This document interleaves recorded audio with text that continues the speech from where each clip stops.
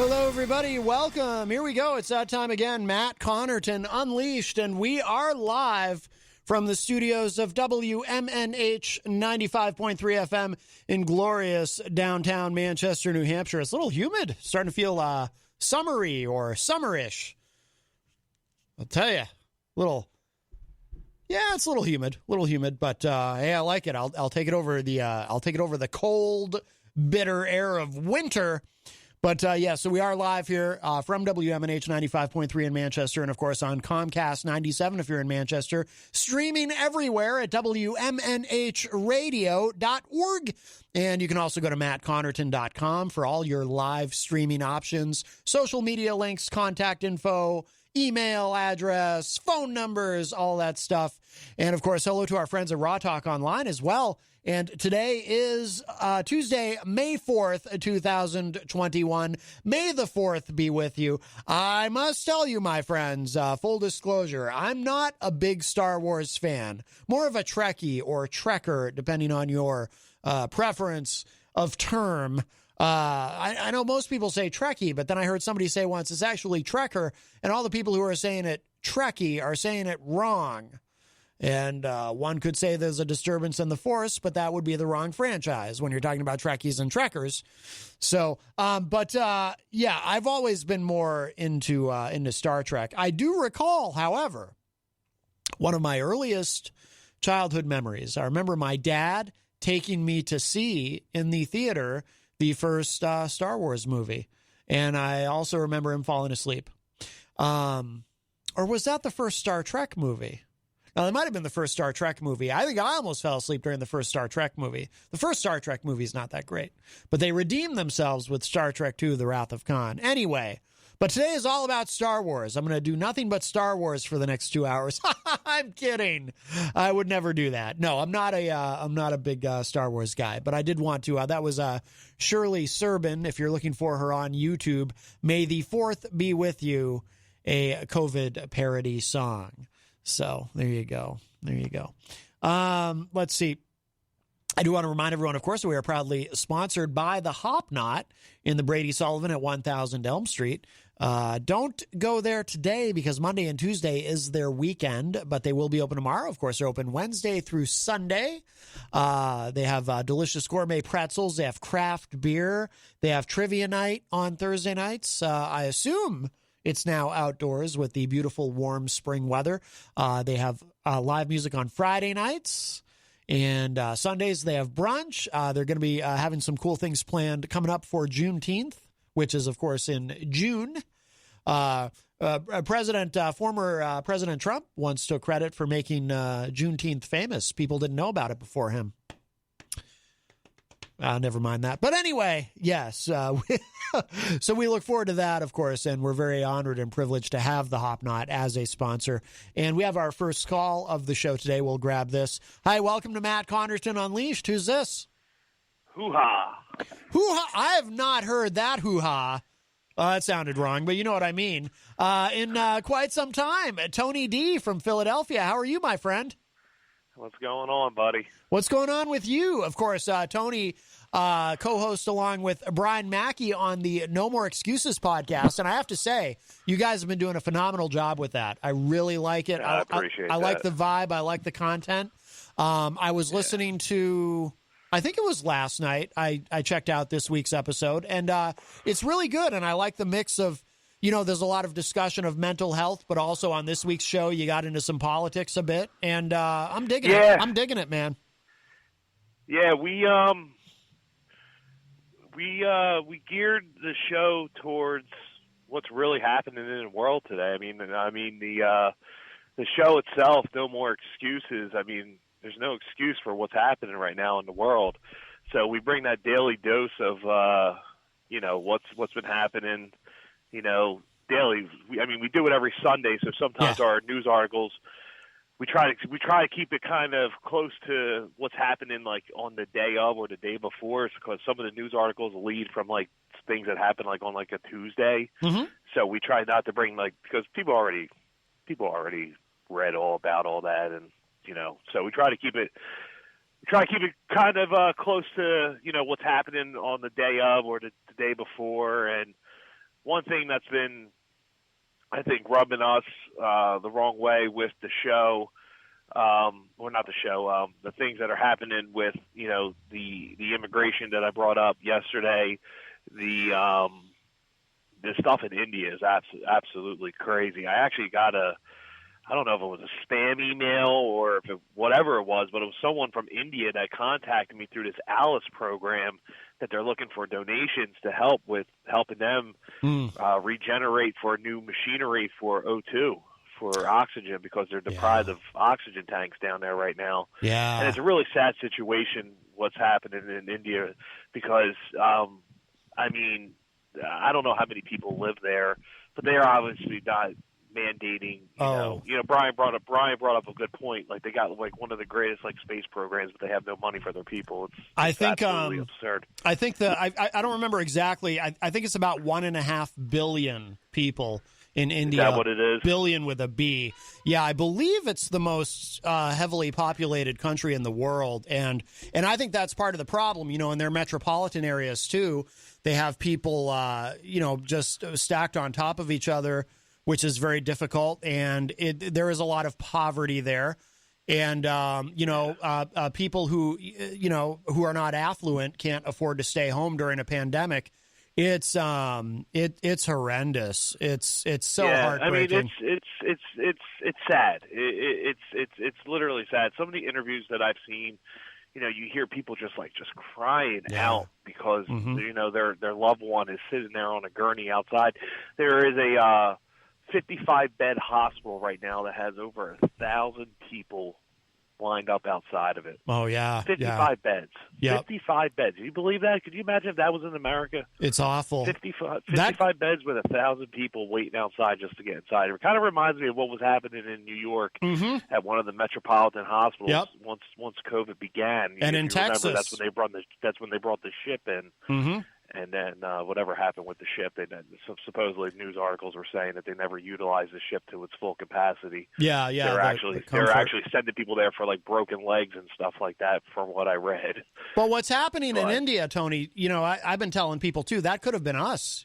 If had we not done, to me, what's happening in India right now is the greatest justification for why we had to do what we did in the United States in terms of mitigation, because, you've still got these people out there who say, we shouldn't have done the shutdowns and everything and all these mandates and whatnot. Should have just let it go. And it's like, we would be India right now. I really believe that. We would be in the same situation if we just allowed this virus to just ravage the American population.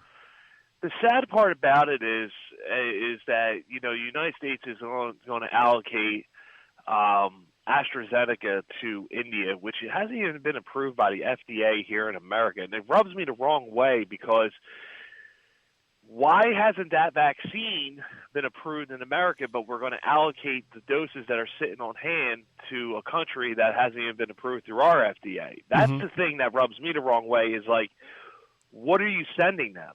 This thing had problems in trials, but we're going to send it to them because it's sitting in a center and it's just collecting dust. I get that part of it, but if it hasn't been approved through the FDA and it hasn't been approved through doctors and whatever it all is, I guess it all ties in together.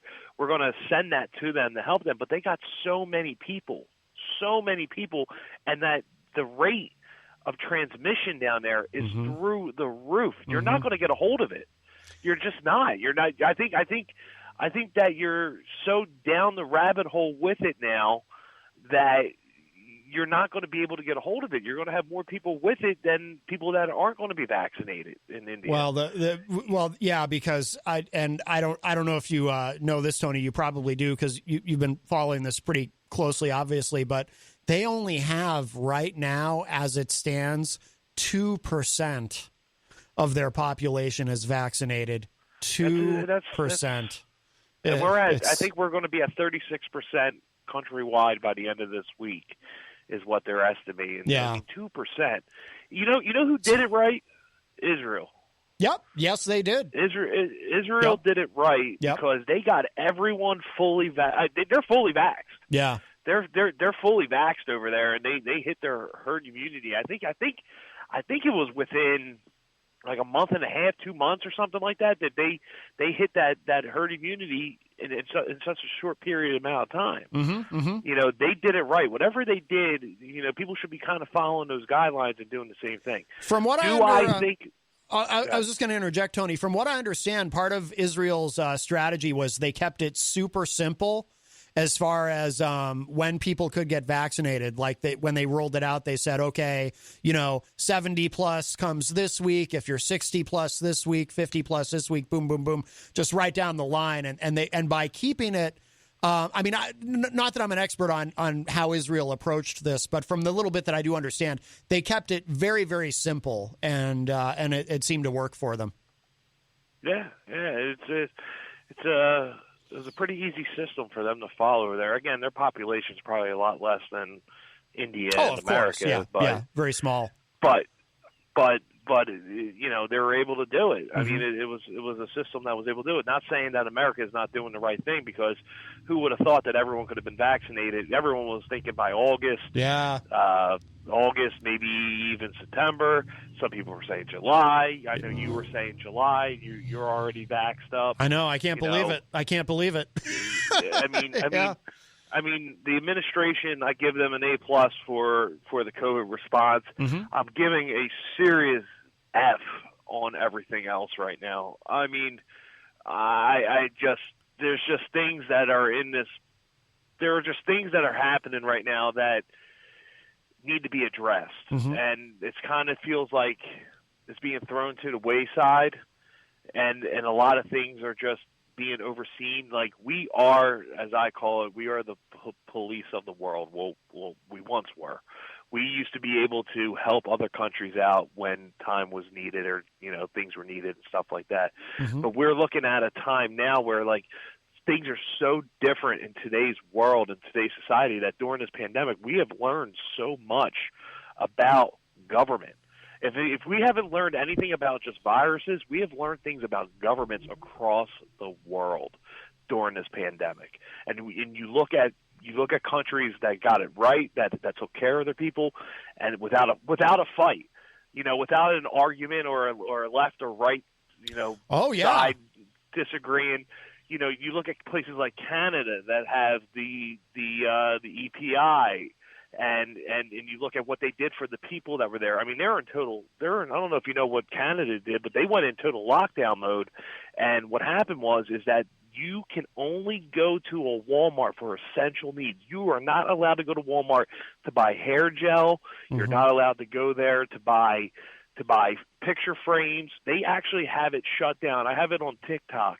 They have actual police crossing stuff, shutting down the aisles for all those items. Wow. And they actually just open the aisles for things like toilet paper, soap, milk, bread, the essential items that you need. They are in total lockdown mode in Canada because they want to get this under control.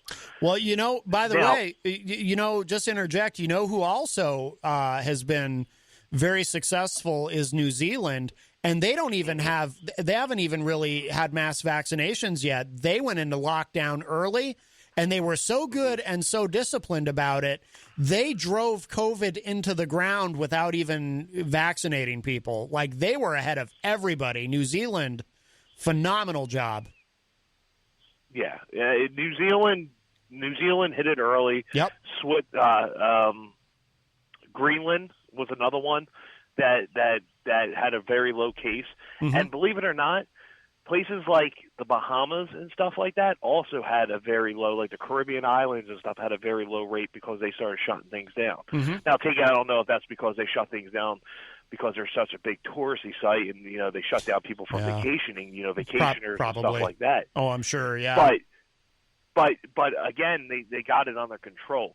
Here's my thing. We're coming up on almost a year and a half of dealing with this.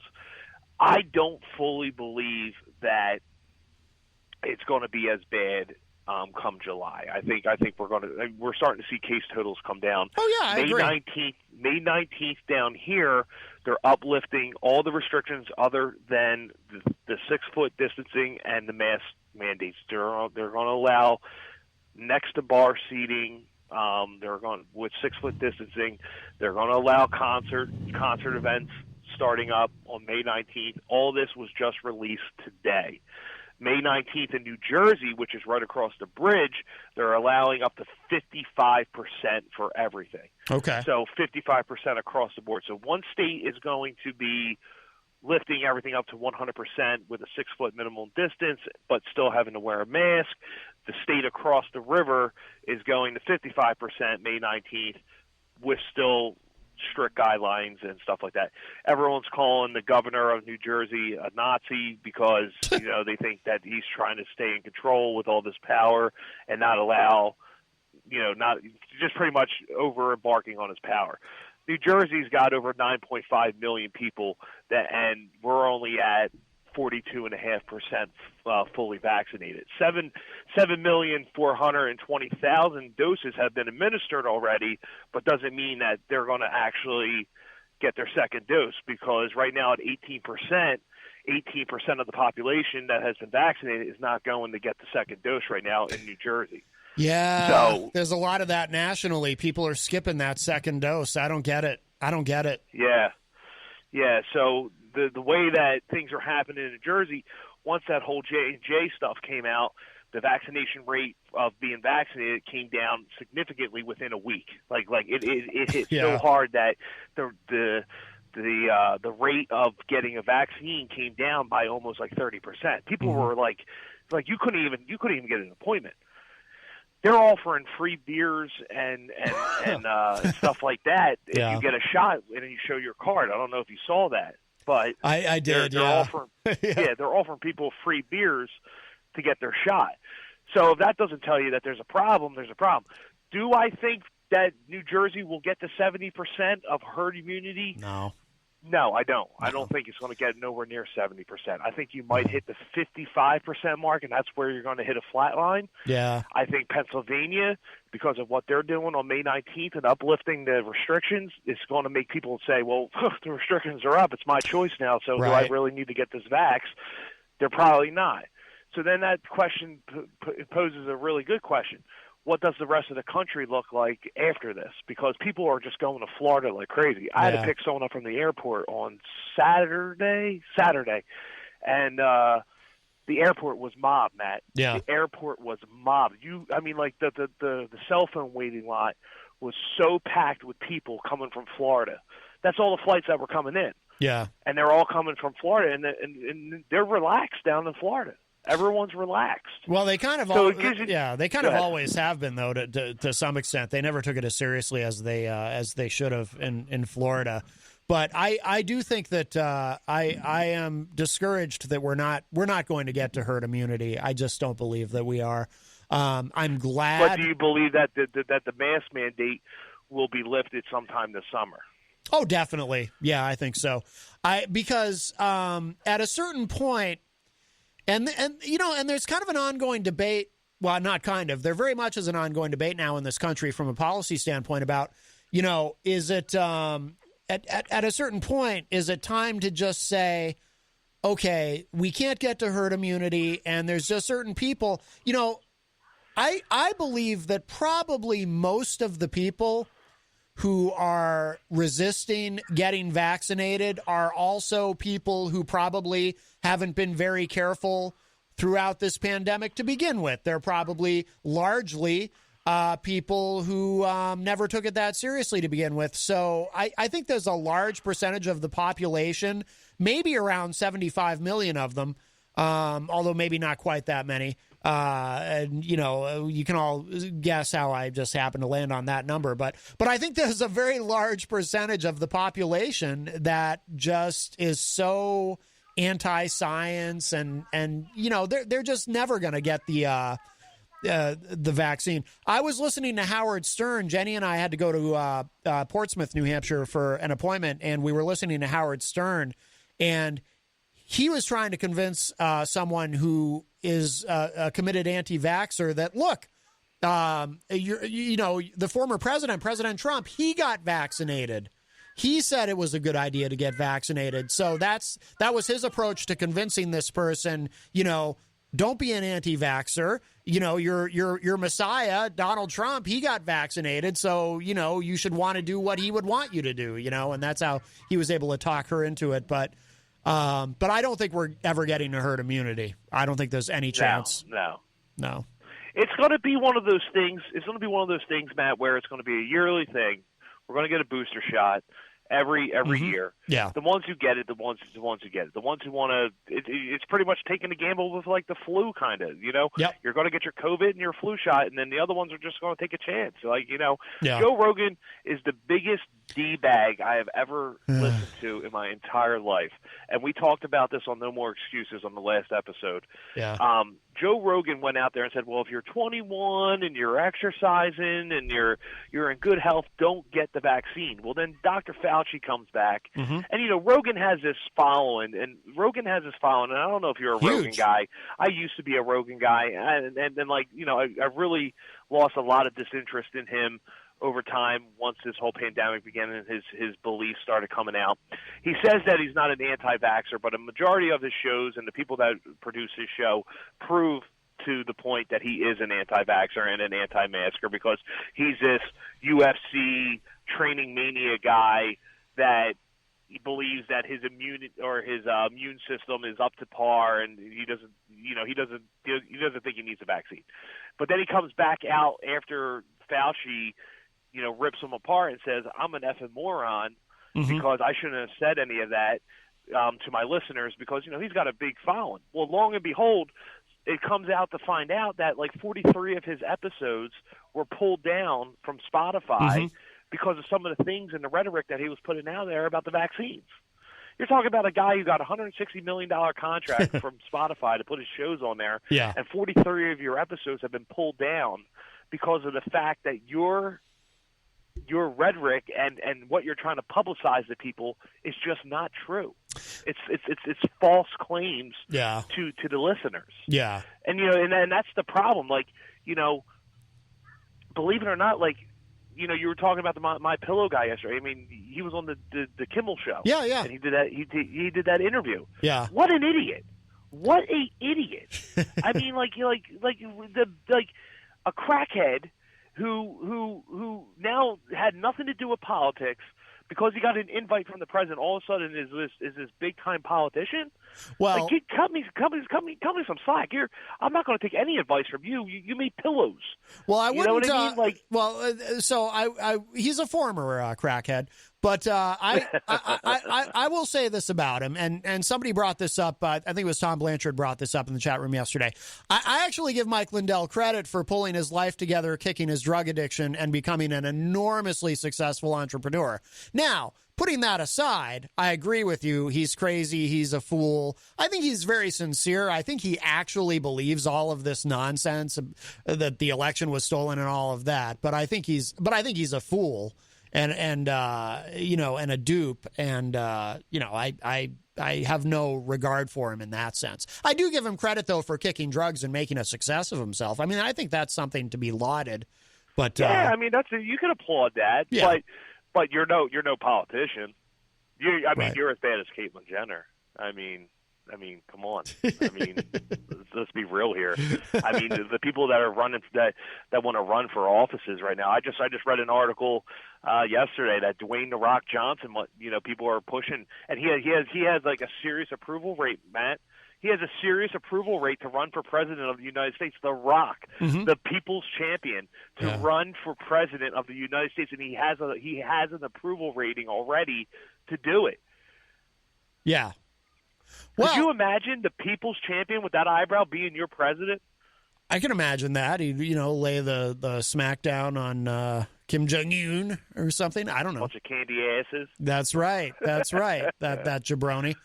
Yeah.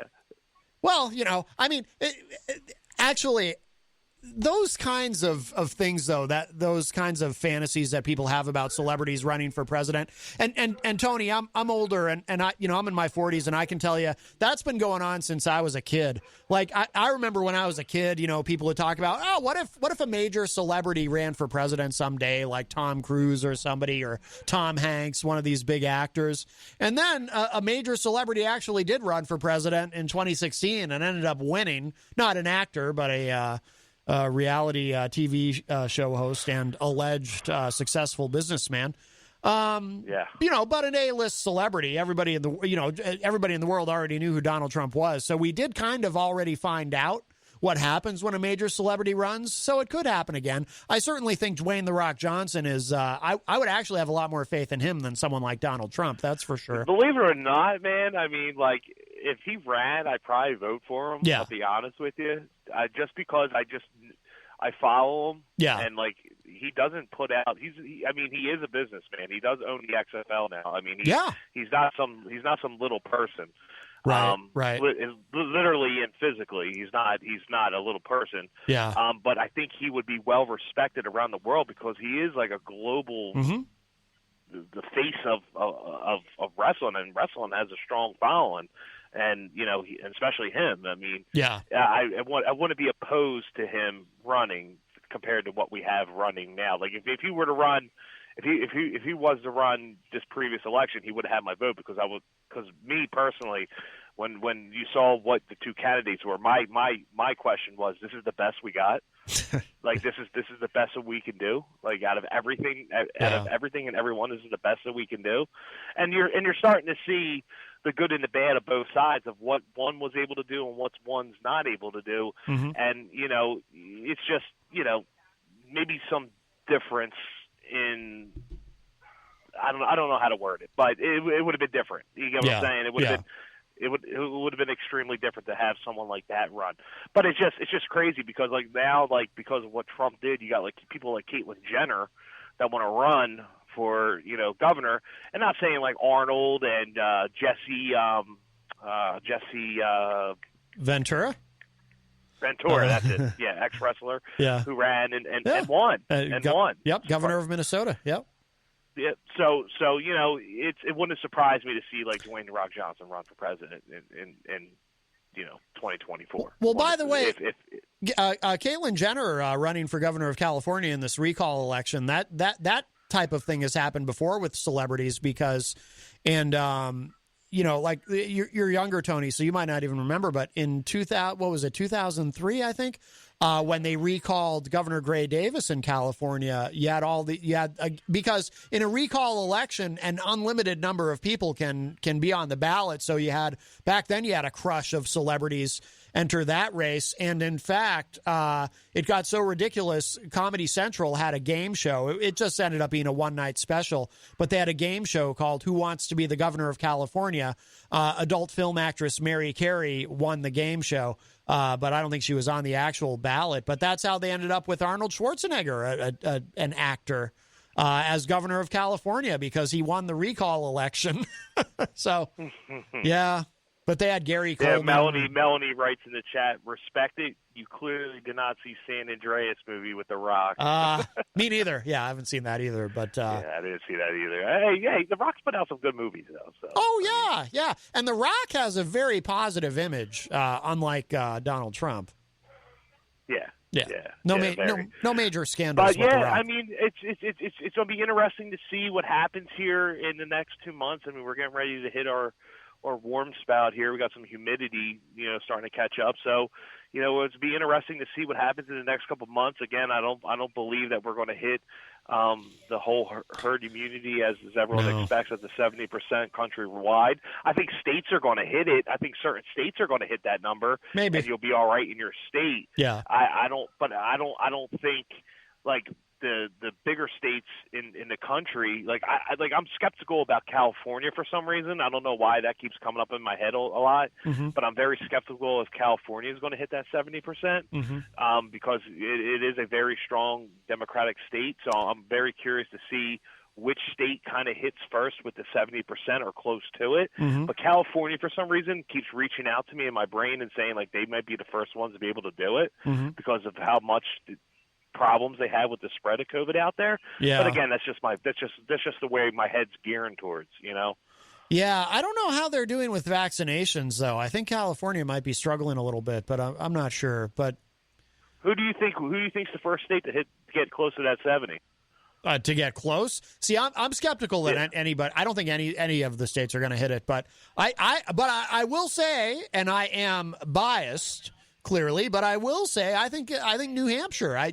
We've done you guys are doing good. We've done very well here. We have a Republican who takes COVID seriously, a Republican governor who's very pro-science, so unicorns can exist. And Governor Sununu, I think, has done a phenomenal job with it, and I think that we might be the closest. I don't think we'll hit herd immunity. I don't think any of the states will, but I think we might be the first ones to at least be within striking distance of it at the rate things are going here. So.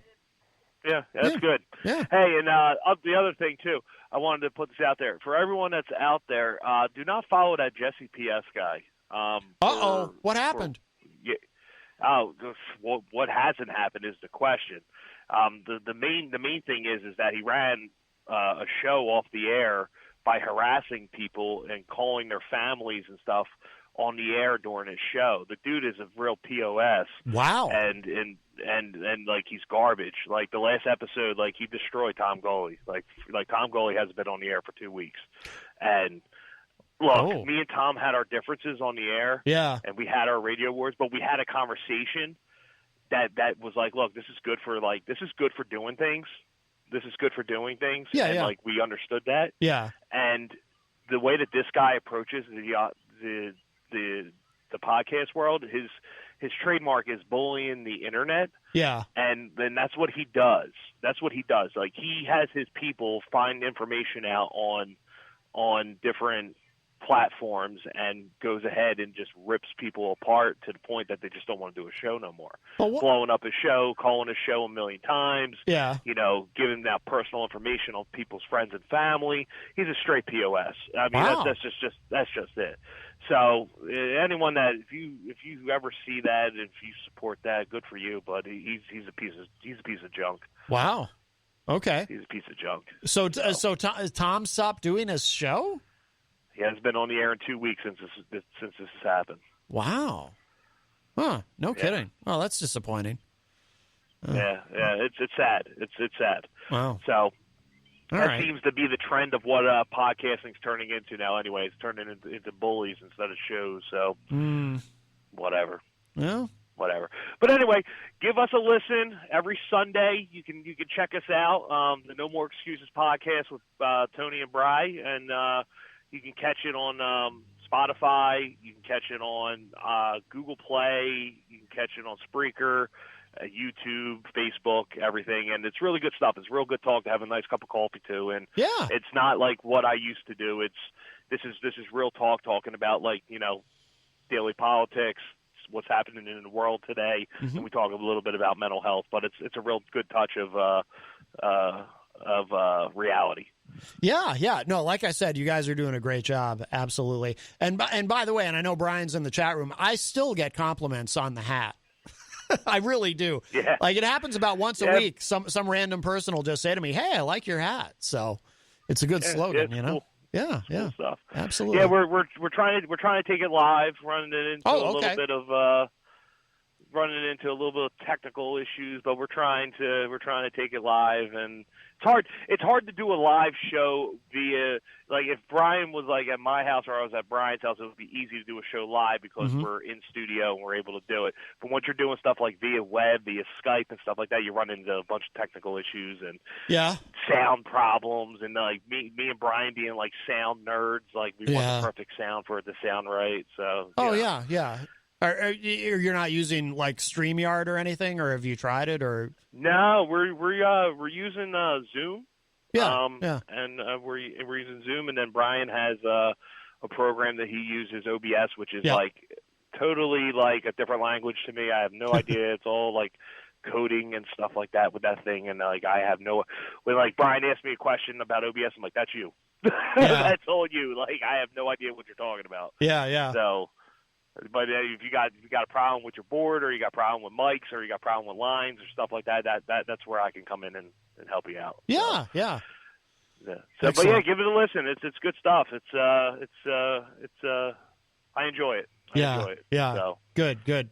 No, it's good to see you guys working together. It's excellent. Awesome. And I always share it out too. So, people on my page, if you look in my feed, you'll see it. I think I shared out this week's show, but I must have, because I definitely listened to it. So yeah, no, you guys are doing a great job. You guys are doing a great job. All right, man. Let me clear the airwaves so Easy G can get in here. I know he's waiting. Most likely, yes. All right, Tony. Wonderful to hear from you, my friend. Be good. All right, take care. Bye-bye. All right, our friend Tony D from Philly. Well, he actually lives in New Jersey, but we always, I think he's from Philly originally, if I remember correctly. But yes, nice to hear from Tony. We haven't heard from Tony. I mean, he's been in the chat room, but we haven't heard from him on the phone in quite a while. So good to hear from him. But that does open up a line for you, 603-250-6007, 603-250-6007. You can also text me at 617-917-4476. Tweet me at Matt Connarton, or send an email to matt@mattconnerton.com. Oh, wow, it's already 4:45. And, of course, you can interact and opine in the Facebook live chat, and we'll say hello to everybody in there in just a moment. But the best thing to do so that we can hear and enjoy your dulcet tones is to give us a call at 603-250-6007. And speaking of Easy G, he had messaged me. I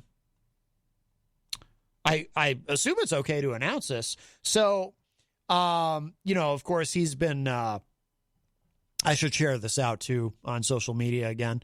But he's been raising money for the Relay for Life, doing a phenomenal job. So he did crack 2,000. So I knew he would. So he already broke through his goal of raising $2,000. So his new goal is 2,500, and I think he'll blow right through that as well. But, so you can go to his Facebook page if you'd like. He's Eric Gagnon on Facebook, or we did share it out on the Matt Connarton Unleashed Facebook page if you'd like to donate for the Relay for Life to raise money for cancer research. And I know Jenny and I are going to be participating in the walk, the actual relay, June, I forget the exact date now. It's in early June, and I'm going to be signing up as well.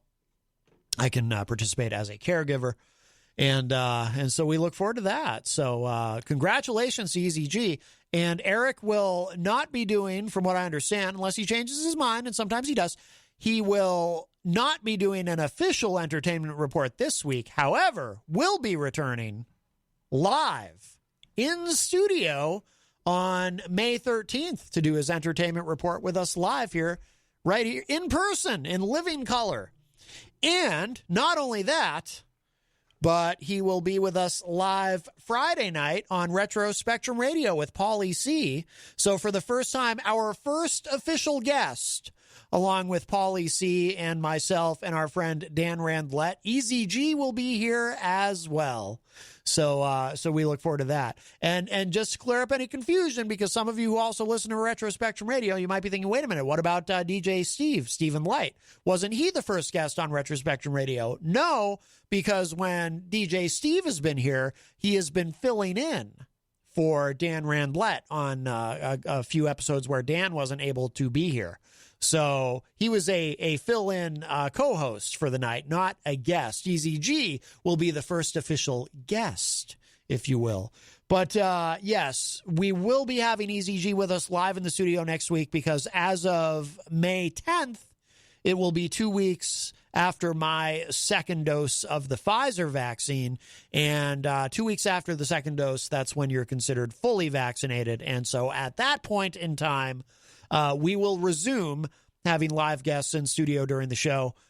We've been pretty restrictive the last several months because I have asthma and Jenny's immunocompromised, and we wanted to be safe, extra safe. So let's see.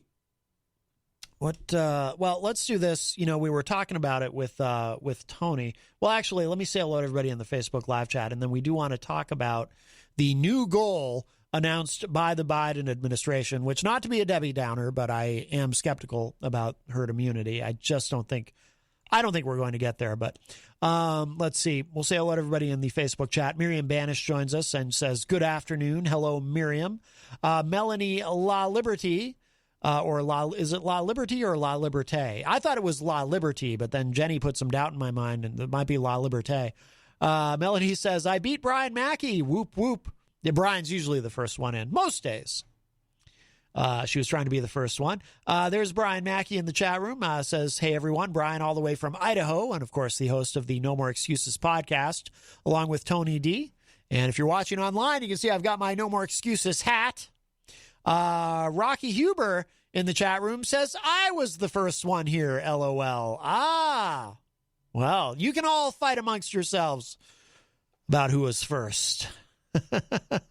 Rocky says, no one was here, so I left, LOL. Brian says, Facebook sucks today. Can't post to my groups. Can't share this show. Arg. Well, Facebook is randomly weird and arbitrarily glitchy at times. Bobby Champagne joins us in the chat room. Bobby says, good afternoon, my friends. Happy voting day, fellow Ward 6 citizens. Yes, anybody in the local Manchester, New Hampshire area, if you are from Ward 6, you can vote today. There is an election today. So I can't tell you I'm an expert on what's going on exactly in Ward 6 because I don't live in Ward 6, but let's see. Rob Dion is in the Facebook live chat. Rob is a top fan, and of course, from he's the entertainment reporter on the morning show every Thursday morning, and he does Name That Tune, very popular segment on the morning show with Peter White, and of course he's the host of his own show as well, Through the Stage Door, here on WMNH. Rob says, I'm sorry I'm late. Did I miss Ron's and Easy's call? No, Rob. Neither Easy G nor our friend Ron have called yet today. Rocky Huber says, happy May 4th. May the 4th be with you. Eric Street is a top fan and is in the Facebook live chat and says, may the 4th be with you all. We did something similar when I was growing up. I was raised Catholic, and I went to St. John's Regional from grade 2 to grade 8. And, of course, I had to go to church on Sundays with my dad. And we would do a thing where we would all shake hands, but we would say, peace be with you. Not may the 4th be with you. So it's not exactly the same thing. But I always enjoyed that, the shaking the hands and saying peace be with you. I thought it was kind of nice. I enjoyed that little bit of human interaction. But I assume that doesn't go on today. At least I hope not in the church because of COVID. Maybe a little peace be with you fist bump or an elbow bump, but no shaking of hands, please. I'm with Dr. Fauci on that. I would like to see that just go away forever. Just no more shaking hands ever. I think that would be a great thing. I like the fist bump anyway. I was in a band called First Shove, and right before our set, we would all fist bump. It's a very metal thing to do. Jenny is in the chat room, of course. Hello, Jenny. Rocky says, watch out, tomorrow is Revenge of the 5th, LMAO. Christian Lacoste is in the Facebook live chat. Hello, Christian. Angela Philbrook joins us and says, good afternoon. Brian pointed out with age comes wisdom, and Bobby Champagne says, I'm 147 years old. I'm a little bit skeptical of that, although I believe in Okinawa, Japan, they do live to be 147, but that's because they eat a lot of potatoes. Apparently eating a lot of potatoes is good for you and will help you live a long life. So perhaps Easy G, who is known for enjoying potatoes, is on the right track. Rob says, we were talking earlier about the presidency. Rob, with Tony, Rob says, the fallout from the last 4 years of complacency while things were dismantled. Bobby says, I'm sorry I haven't been around much. I broke a rib 10 days ago. It hurts, and it hurts to live, LOL. Breathing, laughing, sneezing is out of the question, LOL. Well, now, I'm terribly sorry to hear that, Bobby, and I've never broken a rib. I have heard that it is extraordinarily painful and that everything does hurt, including breathing. Our friend Easy G had a broken rib. You know who else had a broken rib? We were talking about The Rock earlier, and The Rock and his prospective run for the presidency in the future. The Rock versus Hulk Hogan at WrestleMania. What was it? WrestleMania 18? Hulk Hogan had a broken rib, but he still went in there and took not one, but 2 rock bottoms from The Rock, because that's the kind of competitor that he is. The Rock went on to win the match, of course. But yes, Hulk Hogan had a broken rib during that match. So, Bobby, I would just say, at least be glad you don't have to take a rock bottom and be slammed into the mat. That would be much worse. Bobby says the way India is going, they're going to use up some of their 9 lives of reincarnation for COVID alone. It's sad. Their government has money, doesn't it? Well, you can have... the government can have money, but that doesn't mean the people do. There's a lot of poverty in India. And, look at the United States. We're the richest country in the history of the world. And, we have terrible poverty here. And I'm no expert on India politics, certainly, or the economics of India, but I do know that there is a lot of poverty. And I do know that much like the United States, it is largely a service economy. And when you have... This is the thing, sometimes in the U.S., people will say, particularly anti-maskers or COVID deniers, people of that ilk, anti-vaxxers and so forth, they'll say things like, look, if you're so worried about COVID and getting sick, you can just stay home. Just stay home. And it's like, no, people can't afford to stay home. It's a service economy, and people cannot afford to just stay home. If you're fortunate enough to be in a job or run a business or whatever your circumstance may be where you can stay home and still make money, or if you qualify for unemployment and so forth and you can do that, then great. But there's millions and millions of people who have to go out and work every day, who have to go out, essential workers, who have to go to work every day, even just if it's just to work at the grocery store. Whoever would have thought before this pandemic that being a cashier at a grocery store would be a potentially perilous occupation where you're exposed to something every day that could potentially kill you, or you might carry and transmit to a loved one and it kills them, right? So it's not so simple. And I think in India, again, I think it's about 1.5 billion with a B people in that country, and they're packed in some of those metropolitan areas. They are really packed in. And it's a service economy, and they have to go to work, and they cannot afford to stay home. And and there's a lot of, you see some of this in the United States, but more than you used to, because it has gotten, even outside of the pandemic, it's gotten economically more difficult here over the decades. But in India, you've got a lot of these multi-generational households. And one person gets sick, everybody in the household gets it. And I know that the Prime Minister, Modi, has taken some criticism. And again, I don't know a lot about this, but I know that he's taking a lot of criticism right now for not handling things better early in the pandemic. And that's contributed to how they got to this point. But to me, the most heartbreaking thing is, they're at 2% vaccination. So I don't know what the way out of this is for that country other than an unprecedented level of sickness and death. But we have a call. Hi, welcome to Matt Connarton Unleashed. Who's this? Hey, Matt, it's Gary. Hey, Gary, how are you? Hey, those people in India, they are suffering.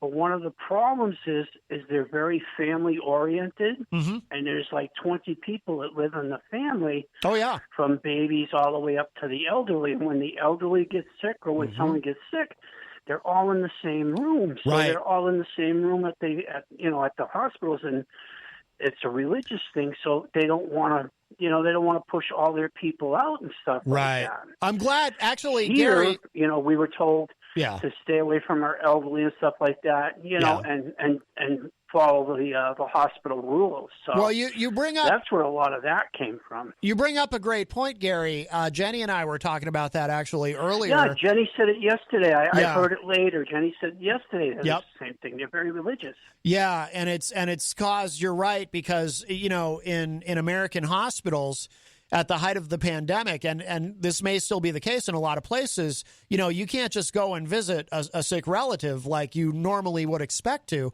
But in India, they're still letting the families in. They're still letting everybody. So the hospitals they're still letting are packed. the rest of the families in. Yeah. So they're like, Yeah. because we'll take care of our family, but no, you're still spreading the virus if you're a little healthy or whatever. You're still spreading the virus with the rest of the people. But it's a religious thing for them. You're right. And Yeah. they, it's a whole family thing. Yeah. But, yeah. My heart like breaks. in many cultures, Yeah. like in the Pakistani culture and the Muslim culture, the Hindu culture, they want everybody to be there. Right. By then, in case something happens, then their family is taken right away and stuff like that to be processed if they pass on. Yeah, and it's no, you're right, Gary, and it's so bad now that they're turning people away. People are dying outside of the hospitals. There's people just standing in line. It's incredible. And there was this one lady. She brought her mom's tank, her tank, and then her mom was sitting in the car waiting to go in. And one lady said, "Thank you, I got the bed because the guy died before, and they took him out and they put her in the bed." God. Oh, it's so. Oh, it's heartbreaking. Yeah, it's heartbreaking. My heart goes out to them, and Yeah. It's just it's terrible. It's just so terrible. But I'll tell you what, we got to count our blessings. that could have been us. That could have been the United States. That's why I always say, if we had allowed, some people think, we went too far, that the mitigation steps that we took were draconian. I say definitely. We didn't start what we did. Mm-hmm. Oh yeah, that could have been us. Yep, absolutely. We may not have 1.5 billion people, but we 368 million or whatever it is. Yeah. But and you got to remember, India, they have, like different states, and like us, but they're like way out in nowhere, Yeah. And it takes like 3 or 4 days to get to that particular place, Right. And a lot of them still don't believe out there. They still don't believe in the medicine that, Western medicine or whatever. They just believe in, we'll throw incense and we'll give them herbs and we'll give them our what we give them, our different water and stuff like that. And, they believe, and that's their culture. Like I said, that's their culture. They believe that, the Hindu, Vishnu or whatever will help them. And that's, but it's religious, it's from their heart and everything, and it's what they believe, And although that dynamic isn't particularly unique to India, in the sense that if you think about it, here in the United States, we have a lot of that too. People in rural areas who who don't believe in vaccines, who think that you're right, and who don't believe in wearing a mask. Well, we have our we have our religious people and stuff like that, but yeah. It's everywhere, I guess. Yeah. Oh, absolutely. Yeah. But I'm proud. I got my first shot last Thursday. Excellent. And then at the end of this month, I get my second shot. I got the Moderna. Mm-hmm. Good. Yeah. I guess I was psyched. I had a little soreness in the arm. Yeah. And just a mild headache. And it was mainly a stressed headache, but yeah. When I got it, I went to sit down and ready to go, and the girl goes, "Oh no, 15 minutes before you can leave." And I said, "But I'm okay." No. She says 15 minutes before you can. I said, "Okay." So yeah. I sat there, la da da da da, and But when I got home, I was a little tired, and yeah. That's normal. Yeah. So. But no, I was psyched for it. I got it, and I said, "Oh, great!" So and I'm promoting it for everybody. And good. The guy I was with that gave me a ride, he goes, "Well, I ought to call." I said, "Yeah." I said, "Call and get it." I said, "You're industry is, you're dealing with people. He goes, Yeah. I never thought of it. I said, yeah. So I'm kind of like I'm the promoter boy for, get your vaccine. Good. No, that's good, Gary. And I'm glad that you went and got your first shot. We want you to be healthy, and oh yeah. And I'm glad that you're spreading the word. Well, I'll let you go. I know you want to go do your break. Yeah, it's about that time. Yeah. Just thank you for letting me call and letting me talk to you. And of course. We'll listen to you Friday. Okay. I'm psyched for that show. So Yeah, wonders. That'll be fun. That's my number one show. My number one show on Fridays. Oh, excellent, wonderful. That's great to hear. Get my popcorn and my soda, and I'm ready Cool. to rock and roll. So. Outstanding. But all right. All right. Hey, I love you, and I love Jenny. Send Jenny my love. I will. Like I said, I love her. I love her laugh. She makes me happy. So when I hear her laugh, oh, that's wonderful. I love you both. Take care. All right, you Have too, Gary. Bye-bye. All right, thank you for the call. Bye-bye. All right, always nice to get a call from Gary. We appreciate him. Love his attitude, his very positive attitude, and I love that he's spreading the word. We can't.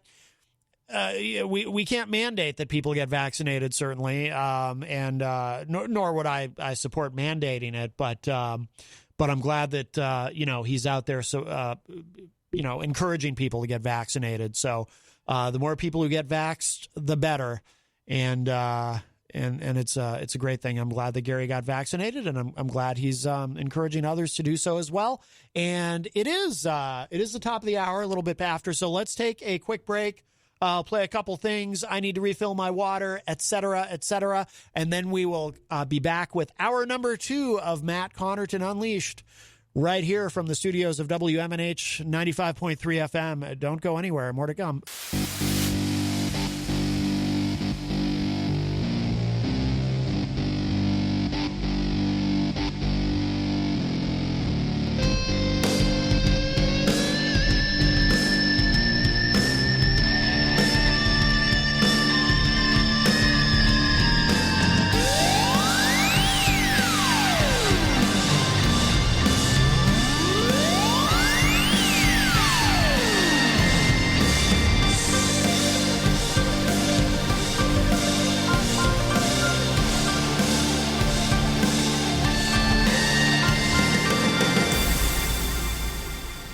Everybody, welcome back. It is our number 2 numero dos of Matt Connarton Unleashed, and we are live from the studios of WMNH 95.3 FM in downtown Manchester, New Hampshire. Also on Comcast 97 if you're in Manchester, streaming everywhere at WMNHradio.org. And also on the Matt Connarton Unleashed Facebook page. And you can also go to mattconnerton.com for all your live streaming links and options and phone numbers and social media and email and all of it. And, of course, hello to our friends at Raw Talk Online. It is Tuesday, May 4th, 2021.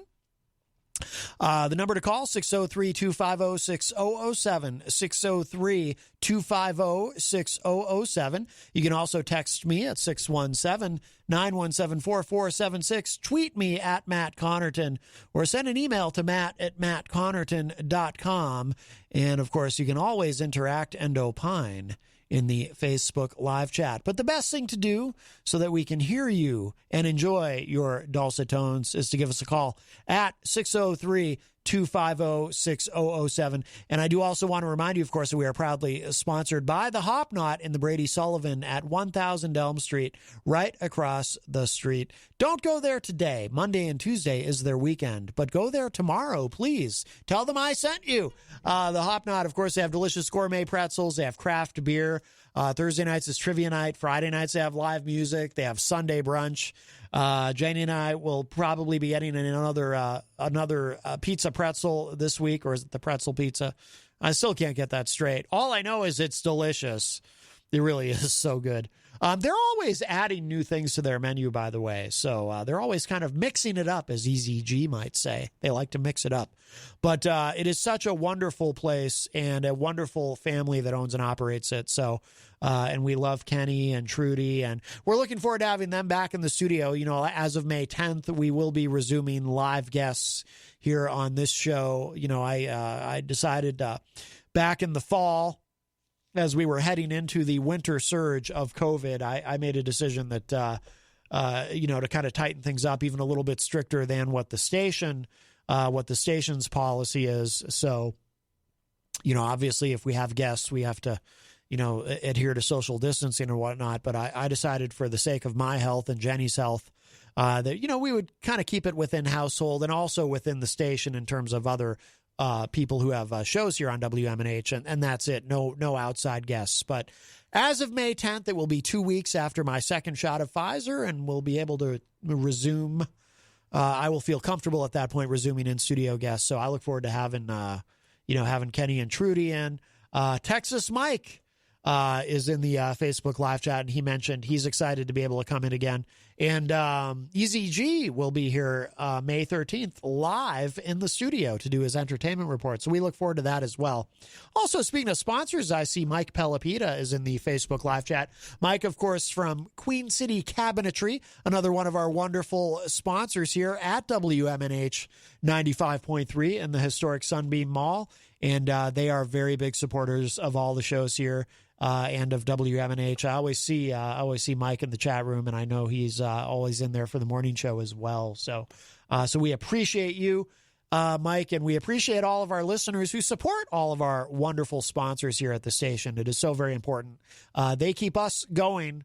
So we appreciate them. And by the way, if you're interested in sponsoring WMNH or specifically any of the shows here, reach out to me. You can email me, matt@mattconnarton.com. I would be happy to discuss it with you and see about working together in that regard. So that would be wonderful. But more immediate matters at hand. Give us a call, 603-250-6007. By the way, also, speaking of local businesses, I wanted to make sure I remember this, to mention this and say hello to our friend Chris up the street at Bunny's. Great convenience store, just a couple of blocks up the street here on Elm Street.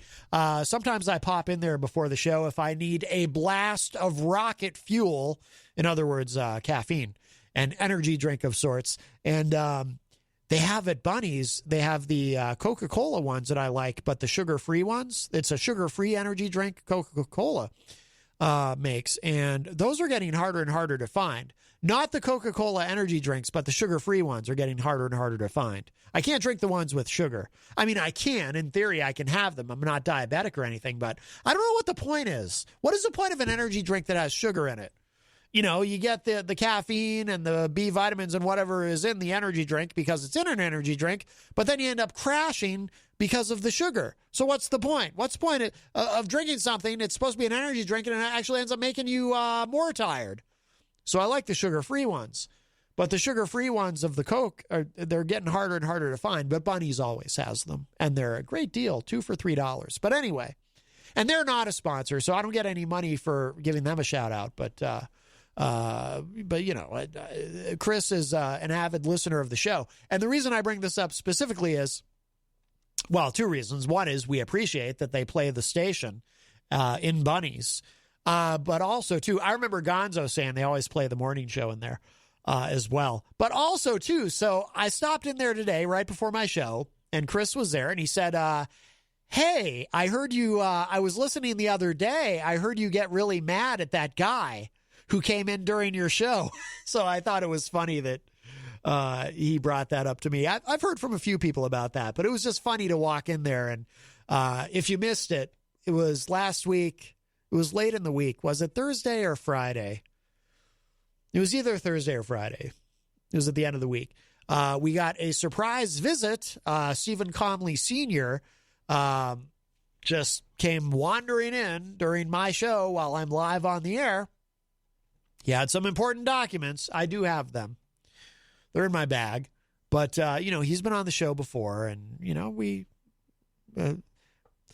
I've always been respectful to him, even though I think he's, you can Google him if you really want to know. Anyway, but he just wanders in during my show.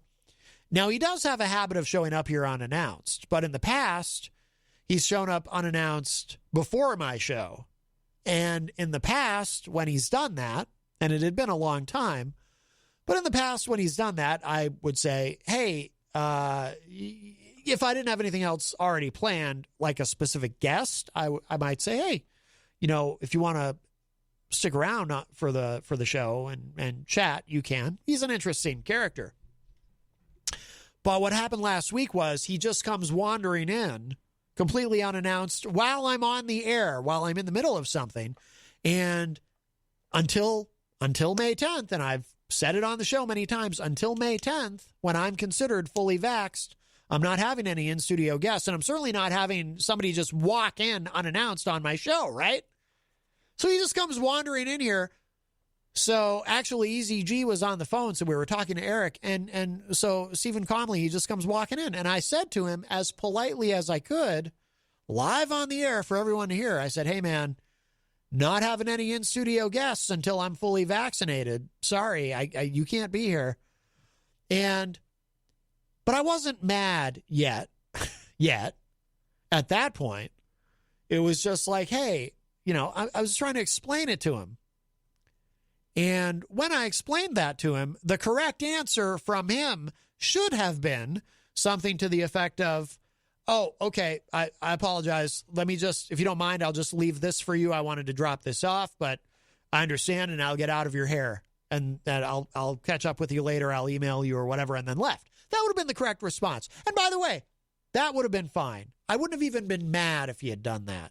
Even though you shouldn't just walk into somebody's live radio show, and it is a pretty D-bag thing to do. But you know what? I like him, or I did. So I would have, and I'm a nice guy, and I'm pretty easygoing, and I do actually appreciate some level of spontaneity when it comes to the show. So I wouldn't have been mad. I just would have, I would have explained to him. Well, I did explain to him, and then he should have said, oh, okay, I'm sorry. Here, let me leave this and I'll go. And then he should have left. Instead, he stood there and argued with me and said, oh, you're getting vaccinated? I'm not. I trust my immune system, which made me even more, that made me upset, because then it's like, okay, so you're not even getting vaccinated? Well, I have asthma, which means I'm high risk. So I don't want to be in the same room with you. So you need to go. And, and he's arguing with me, and it's like, no, you need to leave, goodbye, go away, so anyway, so Chris from Bunnies heard that all happening live, and, he thought it was pretty interesting, and, he thought it was fun. It was good radio, I suppose. People like it when I get upset on the air. It makes for compelling content. So, but yeah, I was pretty upset with Stephen Comley Sr. But Chris from Bunnies, shout outs to Chris at Bunnies. I do enjoy going in there and getting feedback from him about the show. It's a lot of fun, and I do appreciate the support. So anyway, let's catch up with everybody in the Facebook live chat, and then we'll get on to some more issues. Wayne Noel is in the chat room. Wayne, a top fan all the way from Michigan. Hello, Wayne. Mike Pelopita, I mentioned earlier, joins us. Hello, Mike. Bobby Champagne says, I ran into an anti-masker, anti-vaccine guy yesterday. He was older and due the respect of service, so I simply left the room. I assume that means he was a veteran. He was saying that he got COVID and it's nothing but a flu, blah, blah, blah. Knowing I am sitting 6 feet away with a father that died from COVID 100 days ago.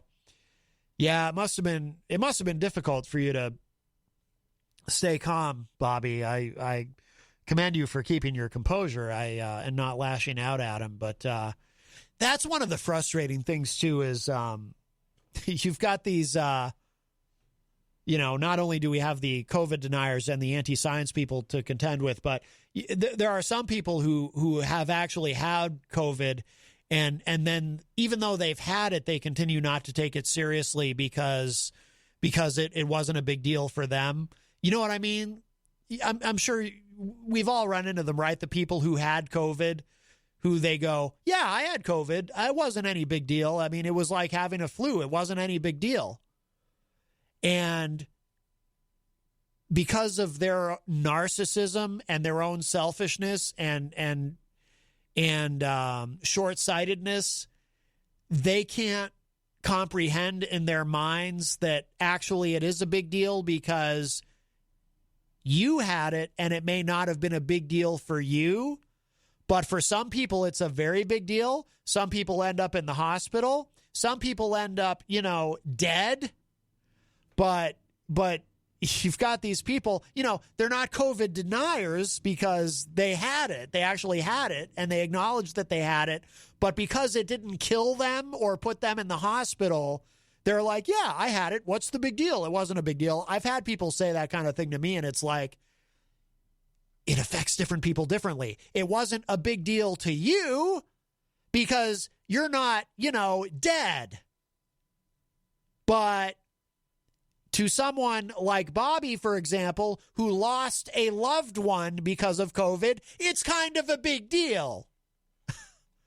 But, oh my God. I mean, but one of the, I hate to be so negative and cynical, but one of the things that this pandemic has taught me, certainly, is the true level of just narcissism in this. I mean, look, anyone could see, I've said it on the show, and anyone could see that we live in a kind of a narcissistic society. It is the nature of our culture. But I didn't know how bad it was. I didn't know how deeply that runs. I mean, I probably should have known. Sociologists have written articles about it and done the research and whatnot, about how people are so narcissistic in our culture and how empathy continues to decrease as narcissism continues to increase. And so maybe I shouldn't have been surprised, but I still don't want to accept it. But it is truly shocking just how narcissistic and selfish people are. And this pandemic and the attitudes of so many about it have really kind of revealed that. And it's far worse than I thought. Like, I just, in a broad sense, and again, I'm speaking broadly. Obviously, there are many people who I love, who I think are great people, and I certainly appreciate everyone who listens to the show. And I love you all, even if you hate me, even if you're someone who listens to the show just to hate on the show, because there are people who do that. That's proven. Howard Stern proved that. There are people who will hate listen to a show.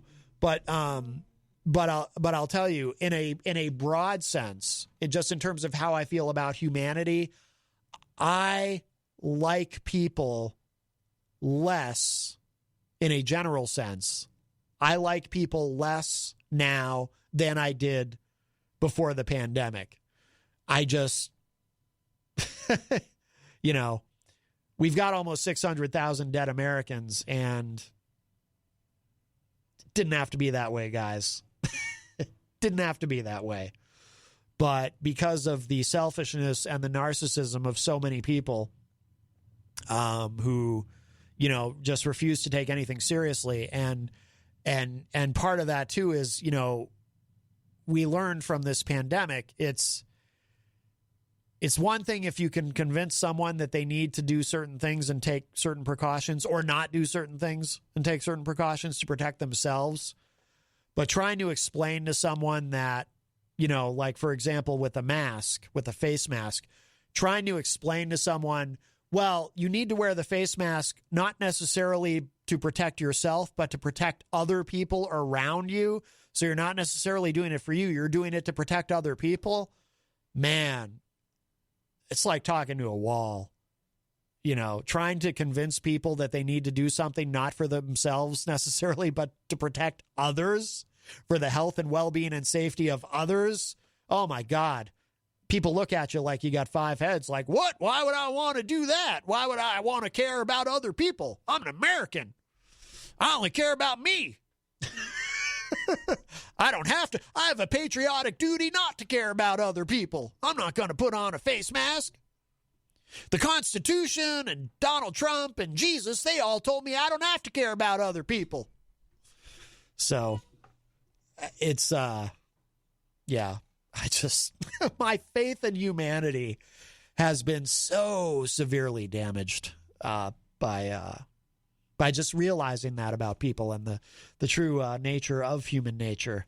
It's a lot darker than I thought, guys. I'm sorry. It's a lot darker than I thought. Oh, well, it's good to know, though. I suppose, right? It's not a pleasant thing to learn, but it's good thing to learn. It's a good thing to be aware of. Oh, wow. We were talking earlier with Tony D about, The Rock potentially running for president in the future. By the way, there's currently a sitcom on NBC, or you can watch it on Peacock, about that very subject called Young Rock. And it's, The Rock tells stories of his childhood. And it's, but the premise of the show is it's the year 2032, and The Rock is a candidate for the presidency. Rob Dion says it could happen again because people are dumb enough to let history repeat itself. Although hopefully The Rock would be a very different president than Donald Trump. Somehow I don't imagine The Rock announcing his presidency by, descending on an escalator and then announcing to everyone that Mexicans are rapists. I think The Rock would approach things from a different standpoint. I would hope. Let's see. Christian Lacoste joins us in the chat room and says the California election is a joke, referring to the recall of Gavin Newsom. And he said, I'm glad to see Tony's doing better. Yes, our friend Tony D, who called earlier. I just want to make sure we don't miss anybody in here, and then I do want to get to one or two other things before we wrap up here. Christian says you have to be a rocket scientist to run OBS. We were talking about that earlier with Tony. Let's see. Stefan Philbrook, who is a top fan, joins us in the chat room. Stefan says 61% of New Hampshire have had one shot. Not sure we will get close to 80 with all the anti-vax peeps here. Yeah, I mean, there's a lot of anti-vaxxers here. There's anti-vaxxers everywhere. No, I don't think we'll get to herd immunity. I don't believe any of these states or any part of the country will get even close to herd immunity. I'm pretty pessimistic about that. Let's see.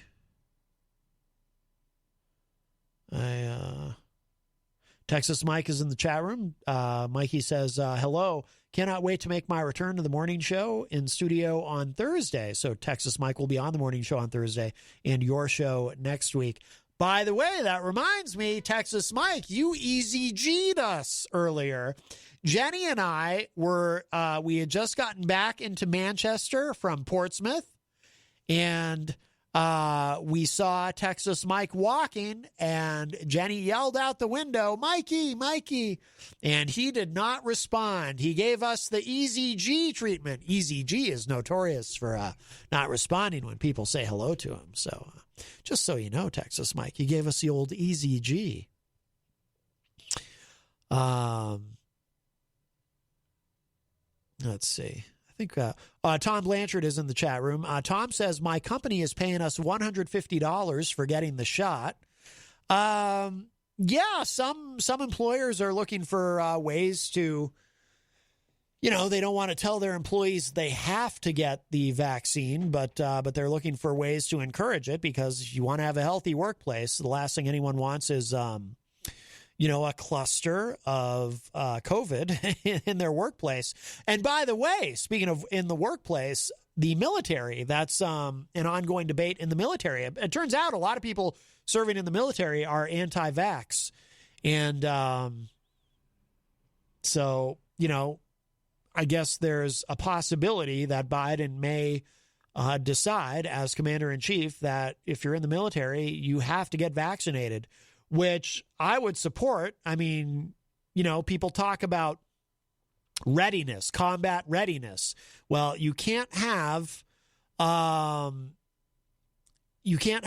clusters of COVID outbreaks in the military, right? Or super spreaders in the military and still be combat ready, can you? Especially at these very tense times in the world. So Tom also says, Comley, is that the guy who wears the boot on his head? No, that's Vermin Supreme. We love Vermin Supreme.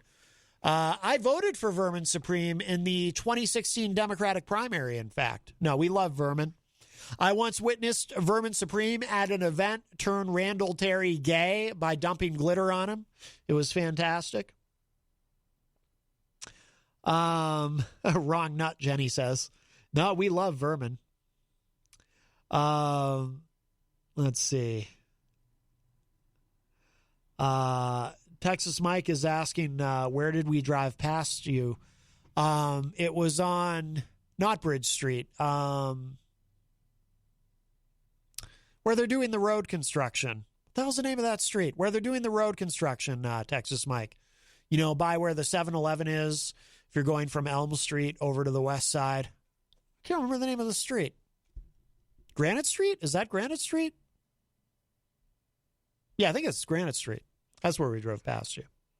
You probably had your headphones in or something. Tony D says, mentions the free beer if you get the shot in New Jersey. Oh, Queen City Ave. Yes, that's what it was. Thank you, Mikey. Yes, it was Queen City Ave. That was the scene of the crime where you gave us the Easy G treatment. Well, we should look at this because we've been talking about it. This is from Reuters. Biden's new goal, and this was announced today. The new goal is 70% of U.S. adults to get one vaccine dose by July 4th. It says here, President Biden today announced a goal to have 70% of U.S. adults vaccinated with at least one COVID-19 shot, because a lot of people, and we've been talking about this on the show too, a lot of people are skipping their second shot. I don't understand why. But the new goal is to get at least 70% vaccinated with at least one shot by the July 4th holiday, and urged young people in their 20s and 30s in particular to get inoculated. The president, who has made fighting the coronavirus a key priority of his administration, and I would say the top priority, as it should be, had previously announced July 4 as a target date for when Americans can gather in small groups to signal a return to greater normalcy in the middle of the pandemic. Biden's new goal comes as the administration faces increasing, though not unexpected, challenges to getting shots into the arms of people who are hesitant about the vaccine. The new target takes that reality into account. Biden told reporters at the White House while announcing this, quote, "Now that we have the vaccine supply, we're focused on convincing even more Americans to show up and get the vaccine that is available to them. If we succeed in this effort, then Americans will have taken a serious step toward a return to normal." Now, I wanted to address something, by the way. Mea culpa, I was wrong about something. And, or as Fonzie used to say on Happy Days, I was... No, it's very easy for me to admit that I was wrong. Back when the vaccines were initially rolling out, some of you longtime listeners may remember, I was complaining, and I now regret this. Not that I think I had any influence on it. I don't have the hubris to presume that. But certainly not. But I was complaining about the media and certain people in government who were really driving this message home of the importance of getting vaccinated and that the vaccines are safe and whatnot, only because I felt that they were putting the cart before the horse. Because at the beginning of the vaccine rollout, before Biden even took office, right? You know, it was still during the Trump administration, and they, of course, you know, they botched the rollout immediately because of course they did. Remember that one guy, I forget his name now, from the administration came out and said, you know, to his credit, he did take the blame publicly and said, oops, my bad. Anyway, but the trucks were rolling, and I remember that was a very big day when those first trucks of vaccine were rolling. But it looked like it was going to be such a long, hard slog, and that so many things would have to go right. Everything was going to have to go right in order for this to go even remotely smoothly. And some of you probably remember me saying things. I think Tony even brought it up when he called earlier. I'm sure many of you remember me saying things like, yeah, hopefully by July or August or God knows when, I'll finally be able to get a vaccine. I was very pessimistic about it. I mean, I was excited that, we were finally getting the vaccines, but I was pessimistic about the rollout and how it was going to go. And my complaint about the campaign against vaccine hesitancy at the time was, I thought, yes, of course, you want to convince people to get the vaccine. That is important. And you want to overcome the vaccine hesitancy that exists in this country. There's a lot of anti-vaxxers. There's a lot of people who misunderstand, who thinks the mRNA technology is new, which it's not new, by the way. It's existed for well over a decade. They just finally had a chance to really deploy it on a mass scale.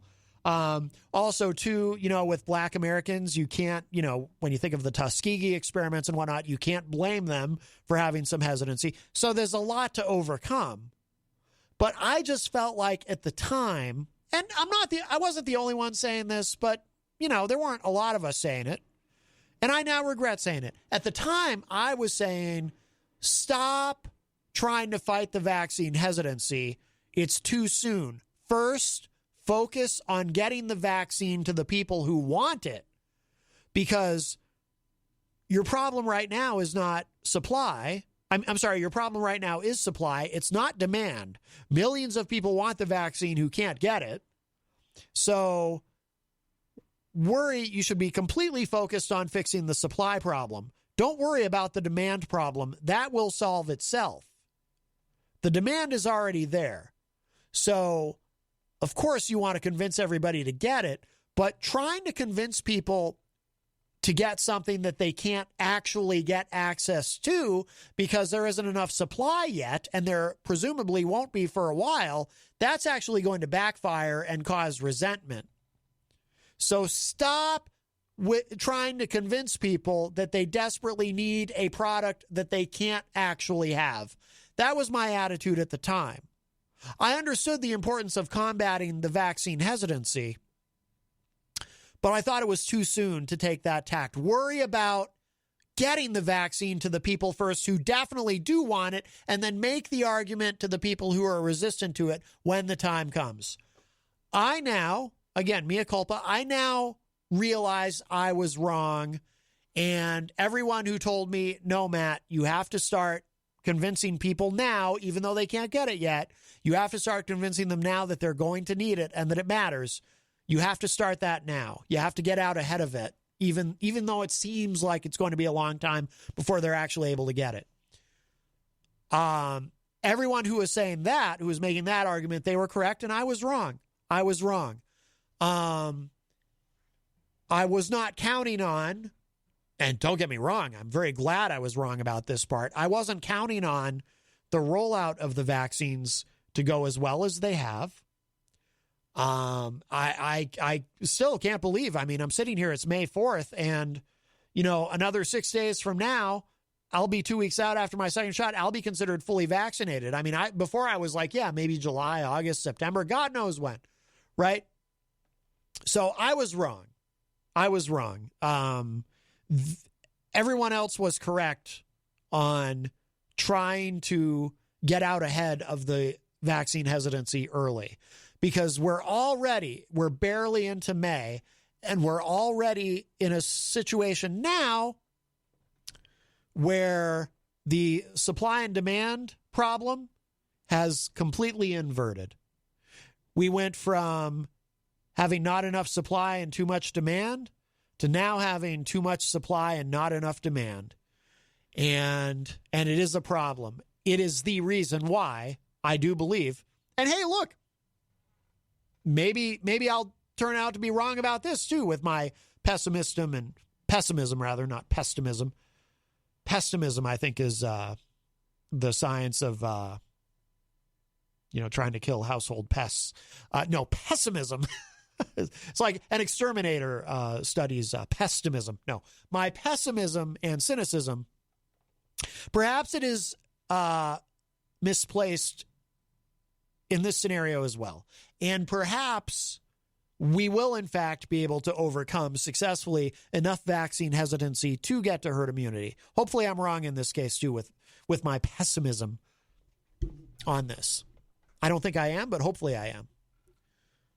But I was wrong before. So, and don't get me wrong. I mean, I'm glad in one sense that this has inverted, having enough supply, having more than enough supply is a great thing in one sense, because everybody who wants a vaccine can get the vaccine, or at the very least has been able to make an appointment. That is a great thing. So I'm not complaining, but now we have to figure out how to overcome all the hesitancy. And, I mentioned it earlier in the show. Jenny and I were listening to Howard Stern on our way to Portsmouth, and there was there's a guy who works on the show. His name is Wolfie, and Wolfie was talking about how his mother is refusing to get the vaccine, and they got Wolfie's mother on the phone, and it really was his mom. It wasn't a bit that they were doing. It really was his mom, and Howard and Robin and Wolfie were trying to convince her to get the vaccine, and it turned out she had a sister who had gotten COVID and died from COVID. So, so everyone on the show, they were kind of perplexed as to why this woman, why Wolfie's mom wouldn't want to get the vaccine. Her sister died from COVID. So how could she not take it seriously? And the way Howard finally got to her and finally convinced her is he said to her, look, because Wolfie's mom is full MAGA, as I think most anti-vaxxers probably are. And Howard presented her with, this paradox. Well, you love Trump, and Trump got the vaccine. He didn't go out of his way to let anybody know for whatever reason. But, and I have theories, but leaving that aside, Trump got vaccinated, and Trump did say in an interview that he would encourage other people to get vaccinated and that he believes the vaccines are safe.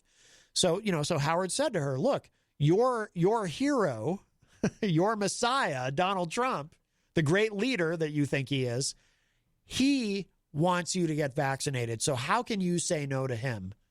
And, and she didn't really have an answer for that at first. And I'm listening to this and I'm thinking, oh, he's got her. He's got her cornered on this.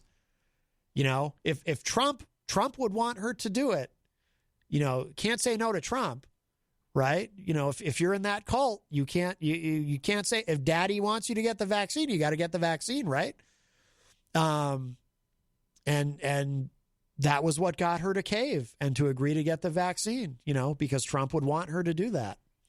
So that's why it's frustrating to me that Trump won't do more. He should make some sort of public service announcement or something that they can run everywhere, encouraging people to get the vaccine. I'm not saying that if Trump came out more publicly and more forcefully and encouraged people to get vaccinated, that we would get to herd immunity. But there are a lot of people, there are a lot of Trumpers who, may currently be anti-vaxxers who, hearing their great leader tell them, no, I want you to get vaccinated, who might change their minds. And it might change enough of their minds that, that we could, again, I don't think it would be enough to get us to herd immunity, but it might save some lives. It might save some lives. Let's see. Just a little bit more on this. So, Biden's new goal includes having 160 million adults fully vaccinated by the 4th of July. An administration official told reporters that at this time, 105 million Americans are fully vaccinated, and more than 56% of U.S. adults, or 147 million people, have received at least one shot. Biden said, quote, there are a lot of younger people, especially those in their 20s and 30s, who believe they don't need it. Well, I want to be absolutely clear. You do need to get vaccinated, unquote. The president's goal would result in roughly half of the entire U.S. population being vaccinated by early July.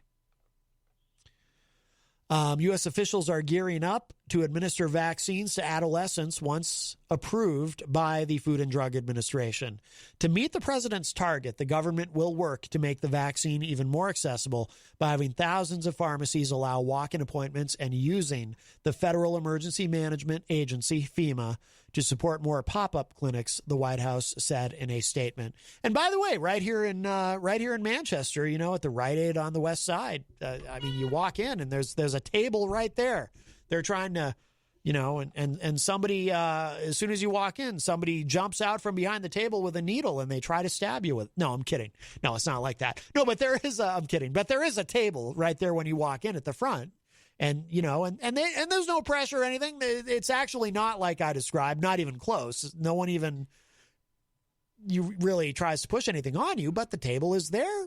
And, there's someone sitting there. And if you want to go and get vaccinated, you can. Right there. Right there. It could not be any easier or simpler.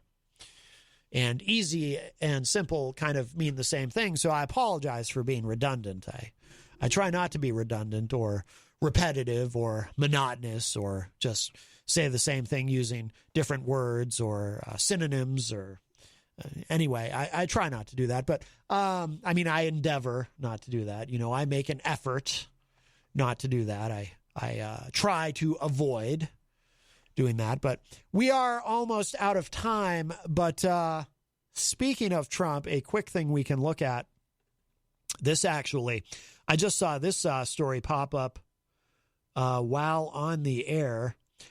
Trump has launched a big new social media platform. Hopefully for his sake, it goes better for him than it did for Mike Lindell. RawStory.com reporting Trump's big new social media platform, quote unquote, is a message board that lets him write words so others can tweet them.